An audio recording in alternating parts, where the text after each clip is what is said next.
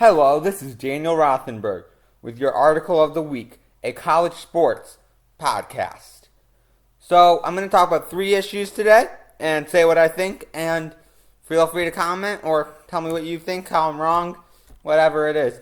One of them is not as serious in the world of actual worlds, and the other 2 are kind of connected. The first one's Grayson Allen, who was tripping, or not on drugs, he wasn't tripping, but last night against Elon, he tripped the player. It was very weird. I saw it. It was almost like he kicked the guy. It was just really strange. And he got a technical foul, and then he had a little hissy fit on the sideline, as the best meme I've seen so far is he looked like the kid who didn't get the right color Mercedes for his Super Sweet 16 party. Apparently there was a show that was called like My Super Sweet 16. For those of you who don't know the reference, I didn't either, so I can't say I do. But it reminds me of a bratty kid, basically. And after the game, of course, he apologized and said all the right things. If you watch the halftime show of the Kentucky-Louisville game, just one shout out, Kentucky-Louisville, great game last night. You could see Seth Greenberg literally look like his head was about to pop. Now, I've met Seth Greenberg, really nice guy, so I want to make it clear, he doesn't just get upset at everybody, or at least he was nice to me, so therefore he doesn't get upset at everybody. And he was like, if this kid didn't go to Duke, he would have been suspended already. Well, this morning, Greenberg's wish came true for Christmas, and Grayson Allen's been suspended indefinitely. I really like that in a way, because it's not like, oh, I just have to stay out 3 games. Hopefully Duke will be like, I get this kid the help that he needs, and he comes back when he's ready. Because that's really what should happen. And it's really ironic. I was listening to Andy Staples on the Playbook this afternoon, and he was like, Grayson Allen's such a good player. Like, this is not a guy that's sitting on the bench trying to earn playing time.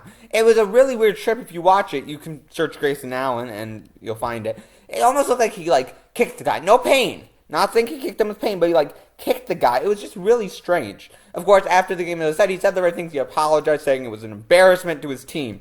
But at the same time, it's the 3rd time you've done it. It's not really funny anymore. I mean, honestly, it wasn't really funny the first time. But now it's really not funny. And the suspension should have really happened last year. And as much as I'm upset at Grayson Allen, I really don't like what Coach Krzyzewski's done. First of all, he represents the United States basketball team, which means he represents you and me in the world of basketball to the country. To other countries, but also to our country. And so, by not suspending him, you're basically saying that that's okay. That's how Americans play. Now, obviously, it's not that extreme in reality, but that's what it kind of feels like. It's like, well, Americans, like if Carmelo Anthony tripped Pau Gasol when America was playing Spain in the Olympics, people would have gone bonkers over that. And he's suspended indefinitely. And as I'll get to in my 3rd part, this is not as bad as some things that happen in college sports, but it's just this idea of ridiculous, like how he hasn't been suspended. You don't go up on the sidewalk and just trip a random guy and don't expect repercussions. But you can do it on a basketball court. That makes perfect sense. Said nobody ever.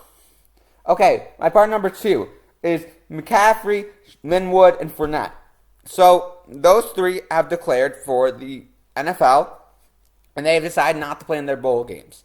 First of all, Shock Linwood, thank you for declaring the NFL. As a guy who loves puns, there are so many puns you can say. What a shocker that Shock Linwood declared. It's really a shock, isn't it?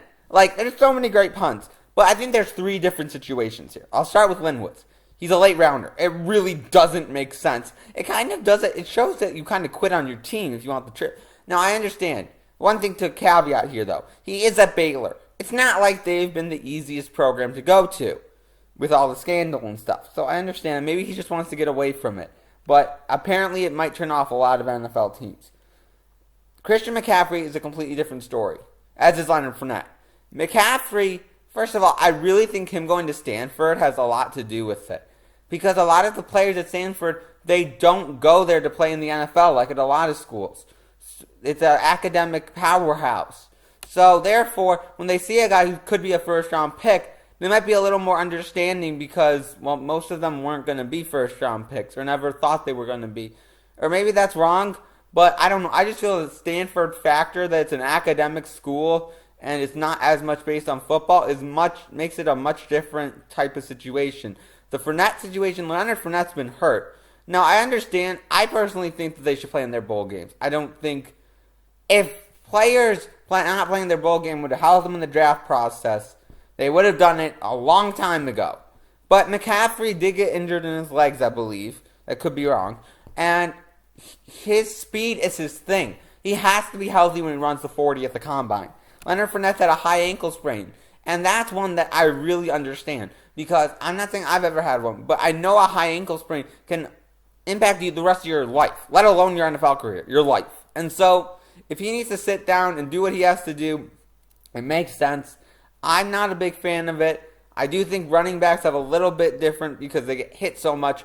And it's almost ironic, too, because linemen get hit every play. So I've heard a lot of linemen like on TV, like Trevor Maddich, Mark May, saying, well, they should never quit on the bowl game. Well, you guys are used to getting hit because that's what you do every play.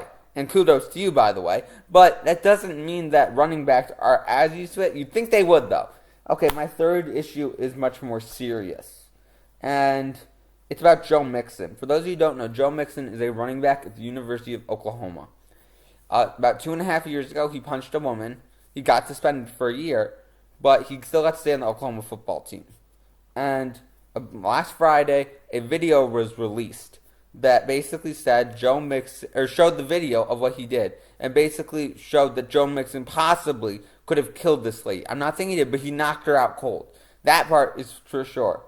And there's a few things that make it really interesting, not in a good way, but Bob Stoops saying, oh, I would have changed it now. Like 2.5 years ago wasn't that much different. It wasn't, but he makes it seem that it was. And just the fact of that this is okay. And I get 4 takeaways away from it. First of all, is playing college football really a privilege? Because I know people always say, oh, well, playing college sports is a privilege. The guy just knocked someone out, and he still got to play. He still got his scholarship. He still got to go to college for free. As any college student who has a lot of debt will tell you, that's a really big privilege. And it just doesn't seem like he deserved that. And I know Bob Stoops can say all the right things now, but he made the decision, and he shouldn't have made it. Secondly, I hate when people keep saying, oh, everyone deserves a second chance.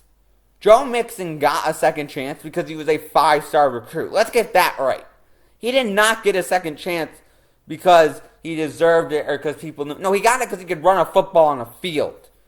And it's really that simple. And it's why guys like Ray Rice didn't get a second chance. Because they were on the decline. And guys like Michael Vick and Plaxico Burress and Dante Stallworth and Leonard Little all did get second chances. My third part is this just as much as the school and the system as it is Joe Mixon? Joe Mixon did the crime. But Oklahoma did just as much wrong here, allowing him to stay on the team, allowing him to play when he should have been kicked off. And the system can say all they want about how it's a privilege to get an education, but they never take away the scholarships unless it's for an athletic reason. And these guys don't graduate all the time. I wouldn't say very often. They're at least 50% of them graduate, but that's not as much as it should be. At a school like Northwestern, 97% of them graduate. Okay, and the last point I'm making is the most important. I understand that hitting a woman is not right. But I don't like, and this might come out wrong, when people say that hitting women is awful. It is.